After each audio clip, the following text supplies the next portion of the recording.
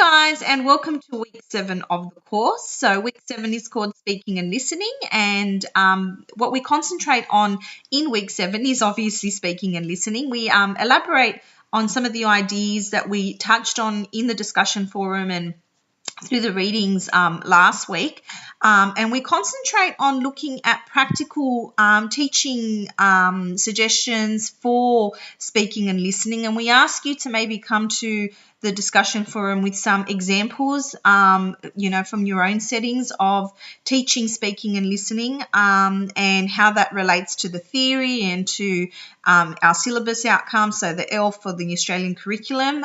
So it's really bringing it all together in week 7. Now, what we do ask you to do in week 7 is something a little bit different to what we've been doing so far, and that's to post your responses in the discussion forum, but as an audio file format. So have a go at recording yourself. You can do a video or just pure audio as a practice for assessment 2.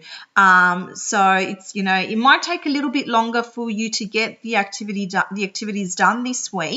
But, because it's, part of it would be getting your head around the technology, but it's really a good way of, practicing your own speaking and listening, but also, practicing using the technology so that you can get that really down pat and effective for your assessment. Now, moving into assessment 2, I have gone into the group wiki and confirmed the pairings.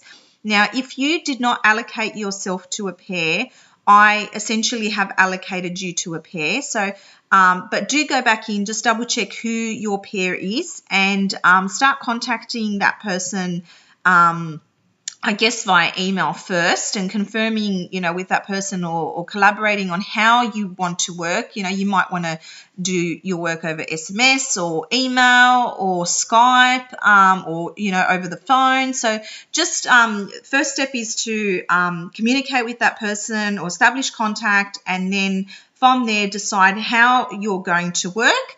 And I'd start, nutting through that assessment as soon as possible. A part of the success, or part of the criteria for success for assessment 2 is all about communication and collaboration. So the sooner you can get into that, the more successful and effective your assessment will be. So, so just check who you're paired with and contact that person. And from there, you can make arrangements as to how you will organise the assessment and how you will work on it together. Your mark should be up as well, I think, tomorrow. So this is recorded on Sunday the 17th. So tomorrow your mark should be available. Everyone did really well, and it's always tricky, your first assessment. So just have a look at some of the comments and feedback that I've made, and feel free to contact me, and we can go over those in a little bit more detail. Don't be too disheartened if you didn't get as high of a grade as you expected. Like I said, the first assessment is always the hardest, and also getting your head around academic writing is quite tricky.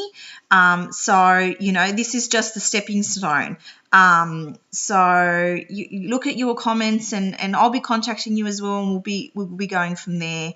So assessment 2, contact your partner, and have a go at doing an audio file upload or a video file upload if you're so inclined. And yeah, that pretty much covers everything from me this week. Oh, one more thing, next week is consolidation week. So what that does mean is essentially we're taking a little bit of a break, which is perfect opportunity for you to just get your head around everything. If you've fallen behind, you can catch up, but also to work solidly on your assessment. I won't be available during consolidation week, as it's sort of like an ELA week off, but there are other people that will be available. Now, if you have a look in the announcements tab, Mel, our unit coordinator, made an announcement which I just posted in there for you to read, and it's got some information about you can contact her or some other people at the uni who'll be able to help you if you have anything pressing.